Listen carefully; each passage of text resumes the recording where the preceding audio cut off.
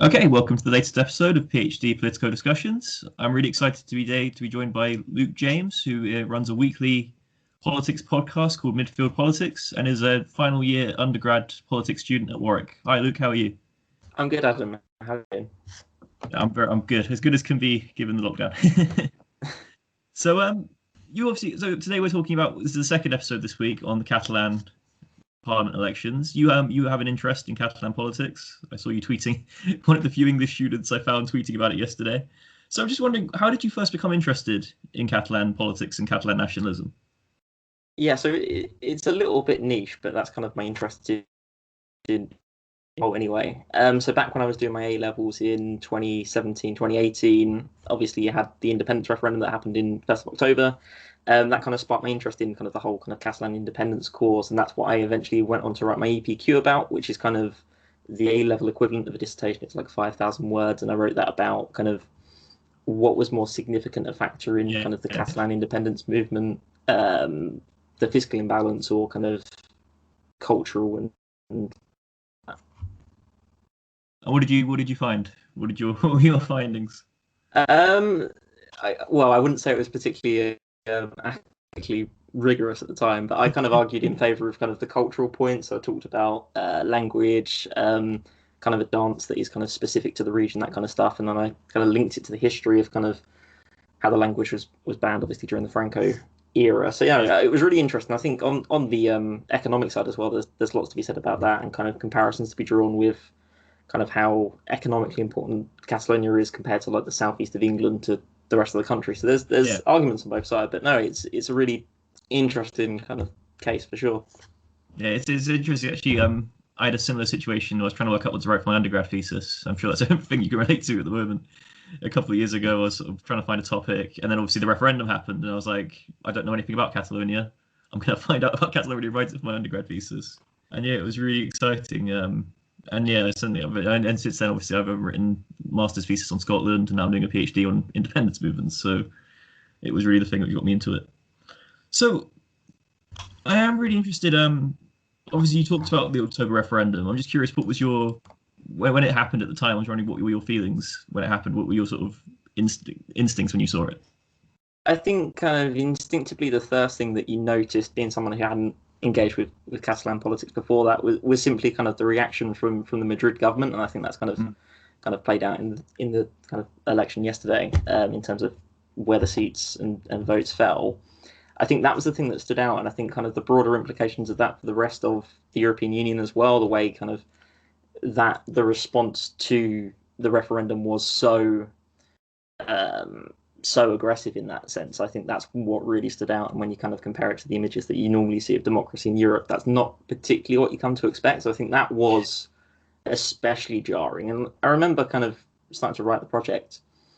I began researching like in the build up to it, and then it happened. It was like, okay, wow, this is slightly more serious than I kind of anticipated. And I think kind of from a British perspective, comparing that to what kind of happened in Scotland as well, you kind of assume, obviously naively, that it will be somewhat similar. Yeah. Of course, that wasn't the case. And I mean, one of the things that stood out to me at the time is a section from, and again, we're truly going kind of geeking out at this point, something from the Spanish Constitution that I remember. Oh yeah. Where it basically says the Constitution is based on the kind of indissoluble unity of the Spanish nation, the common and indivisible country of the Spaniards. So yeah, it's very much the case of, well, legally, I made this point in the project as well, there was no case kind of for Catalan independence, but of course that's not how politics in the region or kind of across multiple places in Spain kind of runs out. So did you ever have a chance to visit Catalonia? Have you ever had a chance to visit? When I was really young, yeah, went to Barcelona with my parents. The only true memory I have is kind of going to the new camp. It's a great, yeah. It's a great tour. I've got a picture of me and my sister holding a fake Champions League trophy. And it was the year they had the really luminous away shirt. This is completely niche, but yeah. So no, I've been to Catalonia. It's great.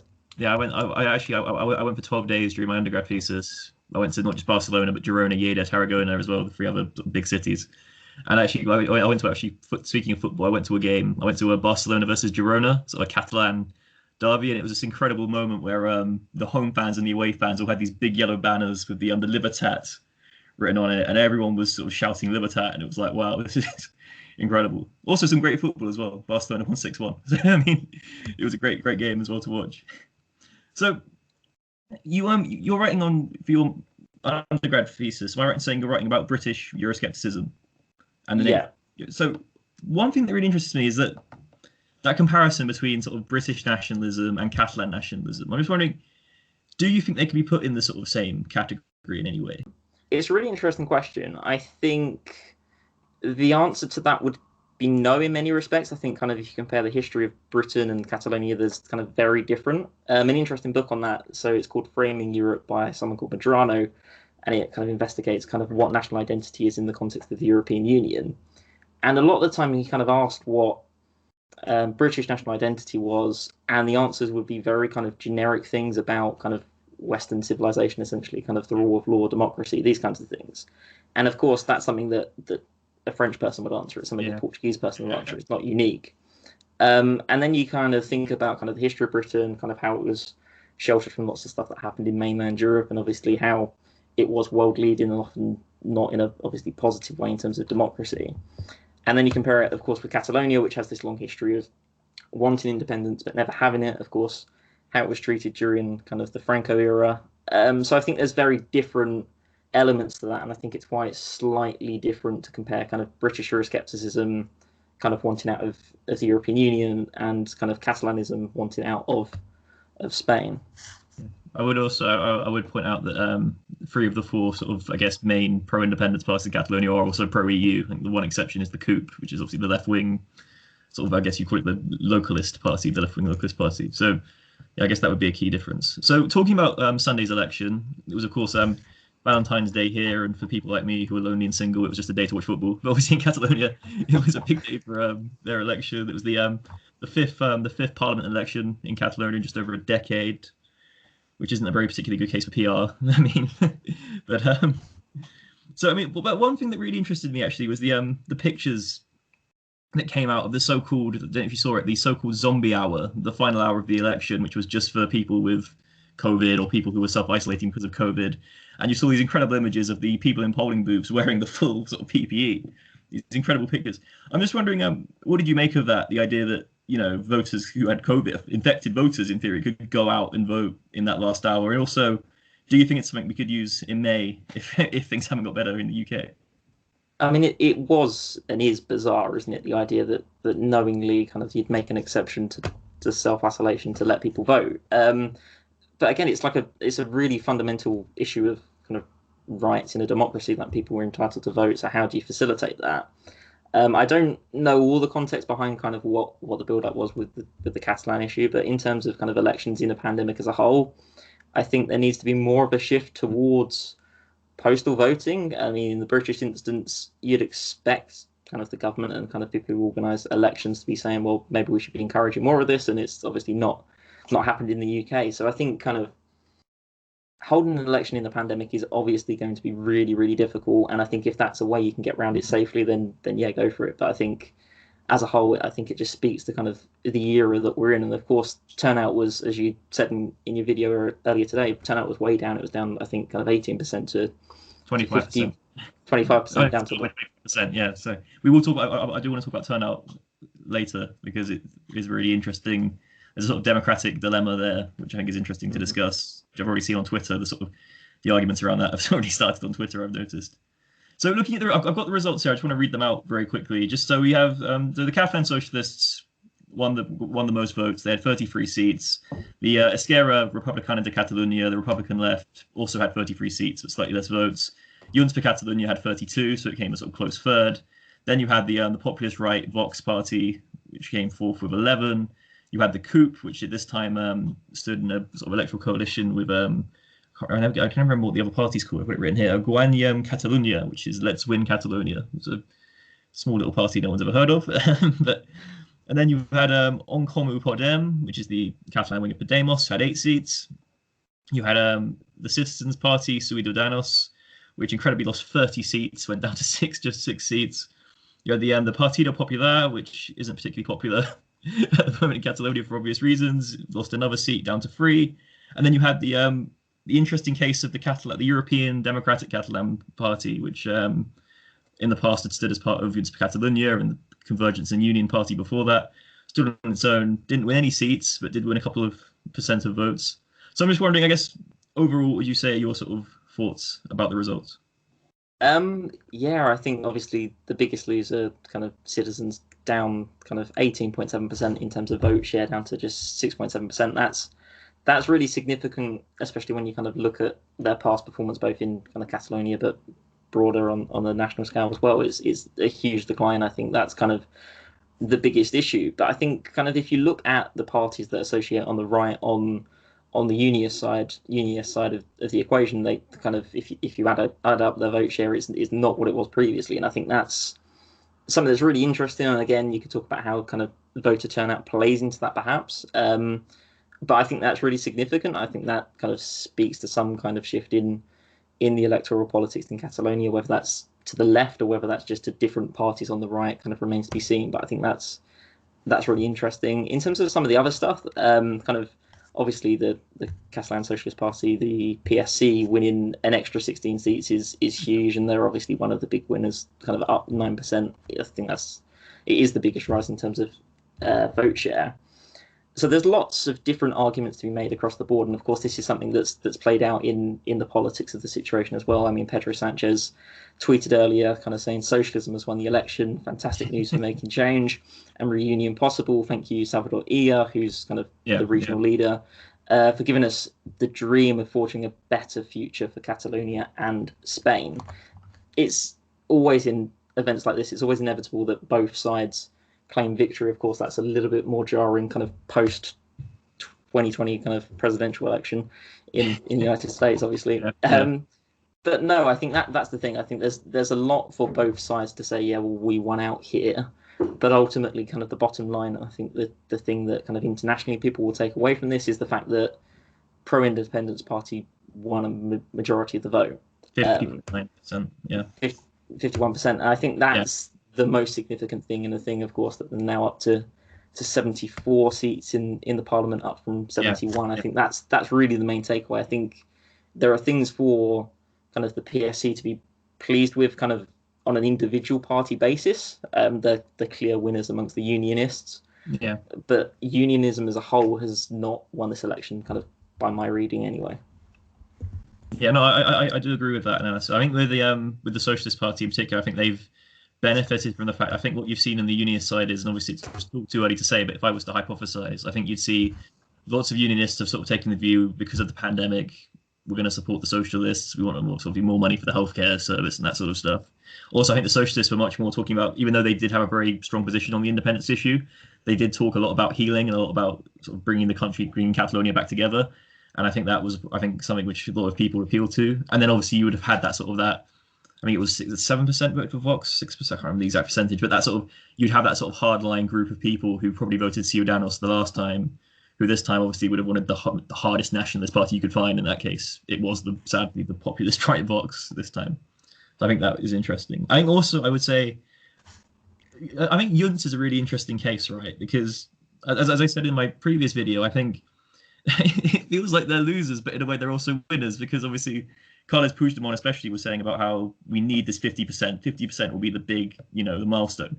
And they've achieved that. But sadly, from a party political perspective, they no longer have, well, it's looking like they won't be in the presidential seat anymore. It's going to be Esquerra instead. So for them, I think that's a really interesting case in particular.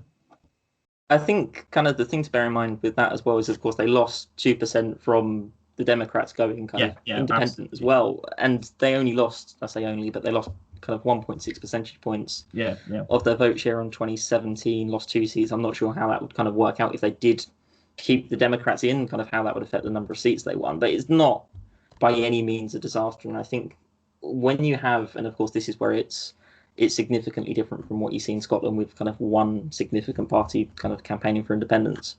But when you have so many different parties campaigning for independence of different kind of political, ideological positions, I think it's not as significant in terms of whether or not they are the largest party of the bloc. Because ultimately kind of the last decade has seen them work really closely together anyway. So I think In terms of the presidency, of course, that's going to be a blow. But apart from that, I think functionally, it probably won't make a huge amount of difference. And again, when we talk about kind of politics in the coronavirus times, it's very different anyway. I mean, if you look at kind of some of the headlines about what Rishi Sunak is potentially going to do in terms of spending in the UK, this is kind of a Tory chancellor.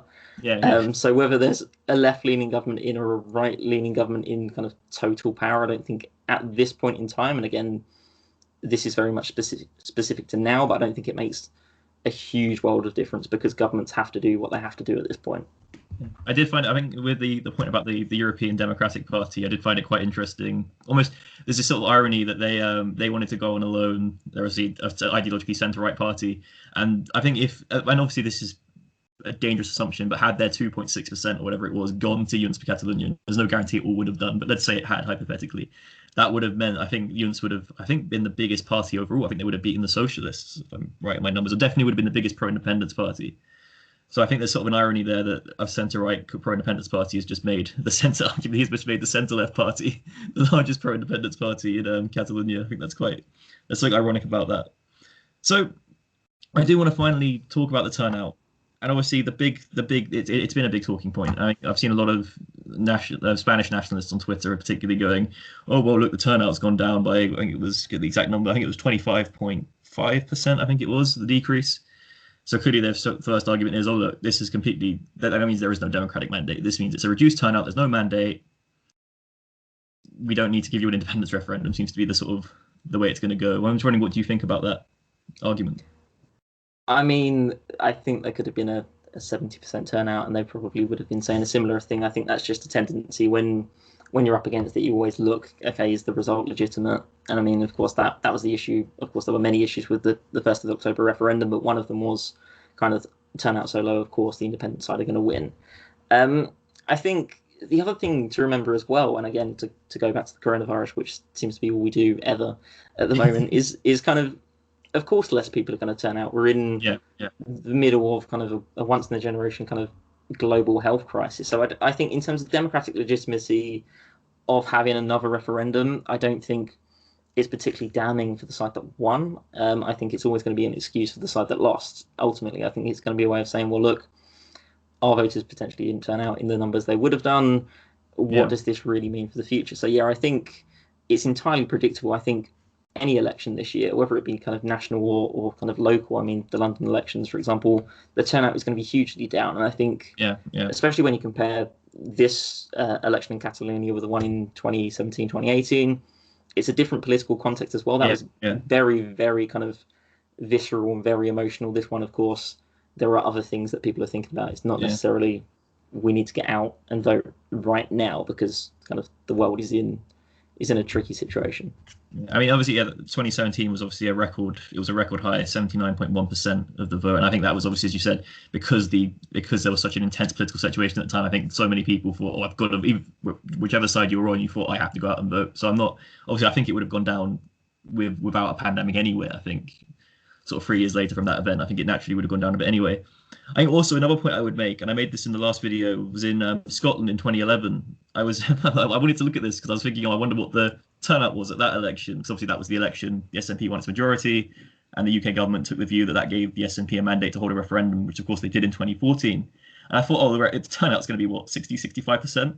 No, it was 50.6%. It was only half the people in Scotland voted in that election. So I think you could argue, based on that, I don't think there was anyone at the time, and I'd have to go back and check, who was saying at that point, the democratic mandate from the Scottish Parliament election is not legitimate on the basis that only half the people voted. Yeah, definitely. And I think it's very much kind of the political culture that it's set in. I think kind of at that point, British politics was approaching a point where, and certainly we have kind of 10 years on, is in a situation where referendums are very normal. And referendums about big issues, constitutional issues, are really normal. That's obviously not the case everywhere. And especially, I think there's a fear kind of in the unionist side that a vote could go the wrong way. And I think that's obviously a motivating factor not to have more kind of independence in the region, not to have more kind of devolution in the region, obviously not to hold a vote on it because you ultimately don't want to lose. And I think, and again, I think in some sense kind of British politics feeds into this a little bit, because if you look at it and say, well, look at all the major referendums that have been held recently, and you could make the same argument with regards to kind of European Union treaties and that kind of stuff across Europe. I mean, governments have lost really big votes that they didn't expect to lose. I mean, in terms of whether or not you're going to want to give an election a referendum, and whether or not you're going to say a previous election was democratically legitimate enough to justify it, I think it's an easy way out for a ruling party. If we're talking about kind of savvy politics to get what you want, I think that's the direction you'd go in. Yeah, I definitely think the David Cameron lesson from 2016 is probably something with European, I mean, not just European political leaders, but I think political leaders across the world are always going to be quite fearful of holding a referendum they don't necessarily know they control the result of. Though I would point out that polling in Catalonia still shows a majority of people, despite this election, a majority of people do seem to support staying in the union. So there's a part of me that thinks, I know obviously we talked about it before, there's massive constitutional issues, huge hurdles constitutionally to get over to hold an independence referendum. But I do there is a part of me that thinks, I'm pretty sure if the Spanish campaign was positive, and if they put forward a pro-union Spanish campaign, which was effective and actually, wasn't as awful as the Brexit referendum was, or even the Remain in the Union referendum was in the UK, I think they could probably win it. I mean, it wouldn't be that unthinkable for them to win the referendum, and arguably then, I don't know if it would put the issue to bed, but it certainly would give them at least a bigger argument that they have put it to bed. Yeah, definitely. But that's always the risk, isn't it? I mean, I think if the Spanish side were to win a referendum on those terms, then it would totally shift the goalposts, and it would be a completely different issue, like kind of what happened previously in Quebec, kind of. I think Quebec, they had two referendums in Quebec, which I think the Spanish might point out. And I think we're looking. I guess the counterpoint would be sort of that obviously they've had two in Quebec. They had it's looking like we're going to have a second one in the UK. Though obviously in Scotland, I mean, in the UK and Scotland, though the Conservative Party is still denying that's going to happen, but we'll see. So I think maybe the Spanish might think, even if they win the first one, maybe counterpoint there probably would be end up being a second one. I don't know. Yeah, it's fair. Hypothetical. It's fair, and I think the thing as well, kind of in the Catalan case, is there's lots of kind of local institutions that could be very important. And again, kind of one of the things you mentioned in your previous video, I don't have the stats to hand, is the fact that kind of Barcelona was the only constituency to vote in majority for unionist parties, and of course that is the major constituency in terms of if you were to have a referendum, that's where kind of most of the people would be situated. And I think if you look at kind of lots of figures in Barcelona politics, it's an issue. And again, the reason why it's so different in terms of kind of to compare kind of Scotland and Catalonia is it's not quite the same in terms of how you look at kind of globally recognized institutions. So to give kind of FC Barcelona, for example, they've recently released a third, I think it's either a third or fourth kit that is literally the Catalan flag. The four red stripes on the yellow. Yeah, and I believe they're going to wear it in a match against Real Madrid or potentially Atletico Madrid. I'm not too sure which side it is. And you have very kind of outspoken people in that region, and you kind of look at the tools at the disposal of kind of the unionist side, and you look at the tools of kind of the Catalan side, and it would be a difficult referendum to fight, I think. And I think that's something that kind of correctly, I think the Spanish government is wary of, because it is, as David Cameron has shown, not something you kind of go into kind of unless you need to. Hi guys, thank you for watching this latest episode of PhD-Politico Discussions. If you enjoyed this video, then please don't forget to give it a like, and if you want to watch more content like this, then please do subscribe. Bye guys.